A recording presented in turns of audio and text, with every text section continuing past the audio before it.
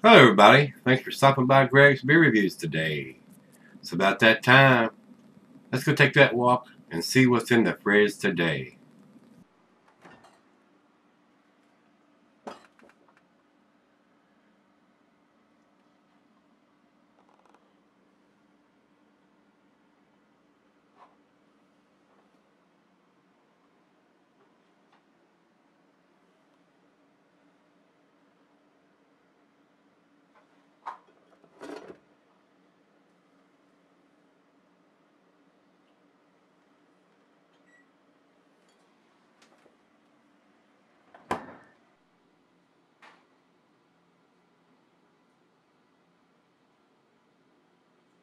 Hey everybody, thanks for stopping by Gregsbeerreviews today.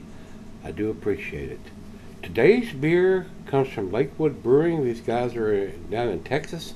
This is their Shearer, and it is a rye beer, and it's a barrel-aged beer too.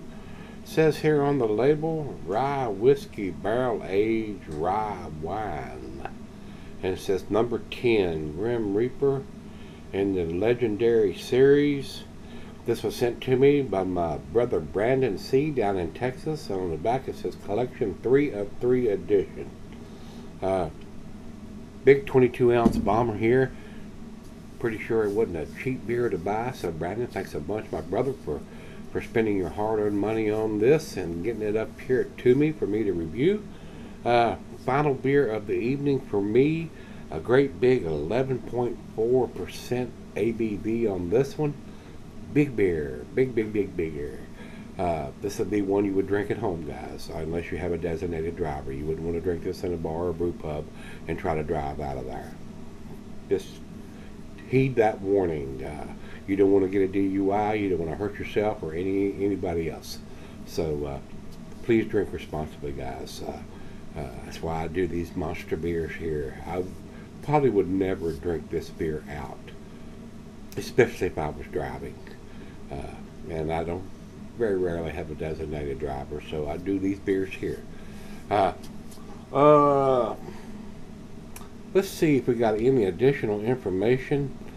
Untapped has it at 67 IBUs.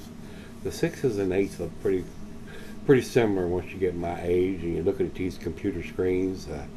But it has a fairly long commercial description, so bear with me. I am going to read it. Shearer, the 10th release in our limited legendary series, marks the third and final release in a mini-series of 3 unique wood-aged beers inspired by the deities known as 3 fates. The Morial sisters determine the lives and destinies of all, controlling the fates of both gods and mortals alike.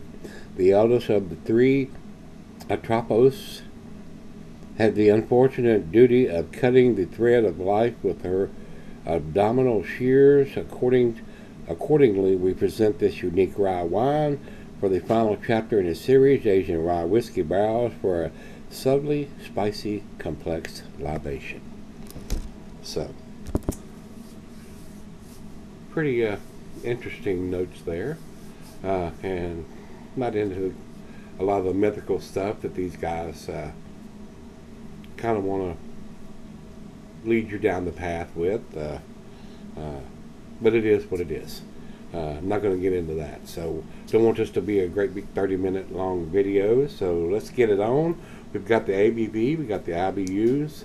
I'm not sure what date it is. It doesn't say. I didn't notice it on the bottle. I'll take a closer look at the bottle when I come back with the final chug and see if it has anything, any kind of dating or vintage on the bottle anywhere. So, with that being said, it is time. Let's pop the cap off of this bad boy. A little bit of hiss. Not getting any smoke out of the bottle. While I pour this, I will tell you the food pairing cuisine is German. The cheeses are peppery, Monterey, pepper jack, general, salad, meat as pork. Glassware pint macaronic tumbler stains, which is a slender cylinder. I hate using that glass, guys, because it pours a 10-finger head every time you pour something in it. I'm using my favorite glass, the Sovereign beer glass, if you will, from Pretentious Beer Company. It is my favorite glass. Y'all know that. Anybody that watches my beer reviews, I do most of my reviews on this glass because it is my favorite glass, and the shape of the glass enhances the aromas. Not recommended for extended cellaring unless ABV extends average range, according to Beer Advocate. It's 11.4%, so I think it blows that hypothesis away. So I don't see why you could not sell this beer for a long time, guys. Didn't pour much of a head. It is a deep, rich mahogany color. Not getting a lot of light through here, but I am getting a little bit down through here. More like a cola color down here. To the nose we go. Very nice barrel aging on this. Definitely getting the rye whiskey barrel aging on this. Smells absolutely wonderful. Caramel, toffee, maybe a hint of some black molasses, and maybe some dark fruit in there too. Smells absolutely fabulous. Wow. Wonderful aroma, guys. Definitely getting the barrel aging from the rye whiskey barrels. Well, let's dive in and see what we got. Cheers, everybody. Cheers, Brandon.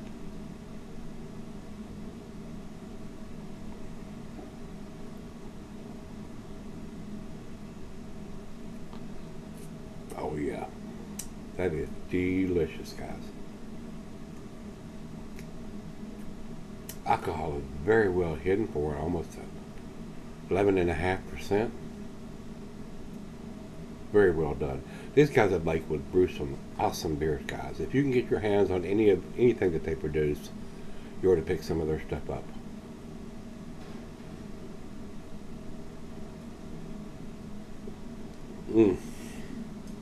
And the barrel aging on this is outstanding. Very, very well done. That is an awesome beer, guys. That is an awesome beer. And being a 22-ounce bomber, enough to pour her a glass, which is what we're going to do, and she's going to love this. So I'm going to sip on this. I'll come up to room temperature, see if I can determine any other characteristics to the beer. But says it is what it says it is on the label, a rye whiskey barrel version. A very pleasant beer. A lot of the people that drink dark beers and bourbon barrel aged beers consider them wintertime beers. I do not. I like drinking these beers for the final beer of the evening. I would start off drinking something like this year round. So I enjoy these beers whether it's 20 degrees outside or 90 degrees outside. You may hear the air conditioner running in the background. It's been kind of warm. We're getting ready to go through. Today is the 25th of June. We're getting ready to go through a heat wave. They're saying it's going to be in the mid-90s for about the next 3 or 4 or 5 days. So I don't have a problem with that. As long as I'm sitting inside when it's about 75 degrees, I don't mind popping a top on one of these and sipping on it. But I'm going to step out on the deck and fire up a cigar to go with this. It's been kind of rainy today. We got the wedge is what they call it, when we get an east coast wind off the ocean here in Virginia, and the clouds back up to the mountains, and we get a little bit of drizzle and rainy. So it's probably been in the upper 70s today. So it's still nice and cool to be able to sit out on the deck and enjoy a nice beer like this. So let me sip on this, pour her a glass, and I'll be right back. Alright guys, I'm back. Got just a little left here. Awesome beer, guys. And it has number 10 written on it, and 3 of 3. Doesn't have a vintage or anything, or I didn't see any dating on the bottle. But if you went to their website, I'm sure they'll tell you when it was produced. I wish they would put something on the bottle, like a vintage or something like that, so you wouldn't have to go to their website to figure that out. But it is an awesome beer. The alcohol is very well hidden. Big rye whiskey barrel notes on this. A little bit of woodiness, maybe a hint of some vanilla, maybe even a slight hint of some coconut in there. Very nice. Very, very tasty beer. And like I said earlier, probably not a cheap bottle to buy, So, Brandon C. down in Texas, thank you again, my brother. I do appreciate you spending your hard-earned money on this and sending it to me. I can't get these guys' beers here. This is an awesome beer, guys. And I can't think of a single reason why you could not get this beer and cellar it for a while. Or if you have deep pockets, buy you a couple of them. Try one now and try one a couple years down the road. And this beer's going to keep for a long, long time. It's almost at 11.5%.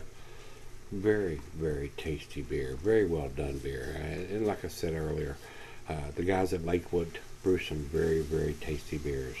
So if you can get their beers, you need to pick something up for these guys. They do some really tasty stuff. So I enjoyed this. This was very, very enjoyable. Definitely getting the rye whiskey notes on the nose and the taste. Kind of smooth for 11.4%, to me anyway. And that all depends on where your palate is. If I'd have had this beer 10 years ago, it would have probably blown my palate out. I thought it was probably the booziest thing I'd ever tasted. But right now, with the beers that I have reviewed, well over 3,000 now, it's very enjoyable. Very, very enjoyable. Awesome aroma, guys. Awesome. Off the chain aroma on this. Wow. I could smell this beer all day. Wow. Wonderful. Final chug.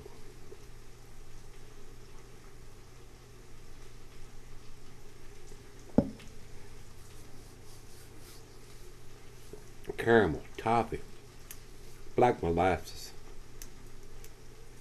slight hint of some bittersweet chocolate, dates, plums, raisins, a little bit of vanilla, coconut from the barrel aging, a little woodiness there.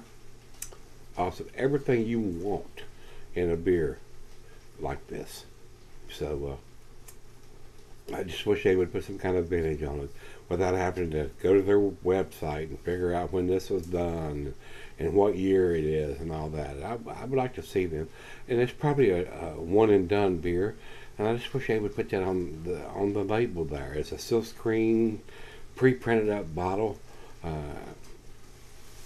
Put that vintage on there. 2016, 2017, 2015, whatever it is.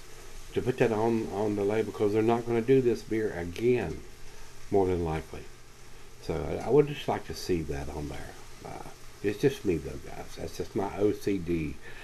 Even though it's irrelevant to this style of beer and this magnitude of a beer, I just want to see that. And I don't know what else to say there. Put that on there, guys, because you're not going to do it again. And if you do, it's going to be in a different bottle, a different label. Tell me what vintage it is without me having to go to the website. If I'm picking this up at a beer store and I don't know, I mean, is it a year old, 2 years old, 3 years old, 5 years old?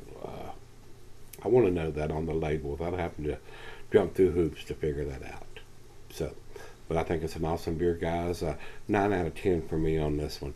And if it had the vintage on there, I would probably give it to 10. If you say, oh my God, you shouldn't do that, you shouldn't do it is what it is.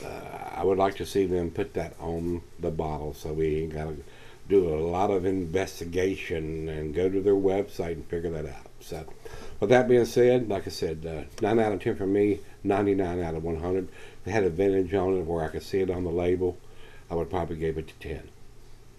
So, let's run over to Beer Advocate. They say 4.31 in their outstanding range. I agree. It is an outstanding beer, a very tasty beer. And final check-in, we'll run over to Untapped. They have it at 4.15. I think it's a little better than a 4.15.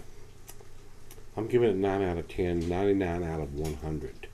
So I really like these barrel-aged beers in this style. Whether it's a stout or a porter or a barley wine, or rye beer, or whatever it is, putting it in those barrels, bourbon barrel, whiskey barrels, whatever, kicks it up a notch or 2 or 3 for me. And I really enjoy those, especially for the final beer of the evening, which it is for me. So if you've had this one from Lakewood Brewing Company, This is the Grim Shearer, Shearer. Let me know what you think. Until we meet again, let's go see what's in the fridge.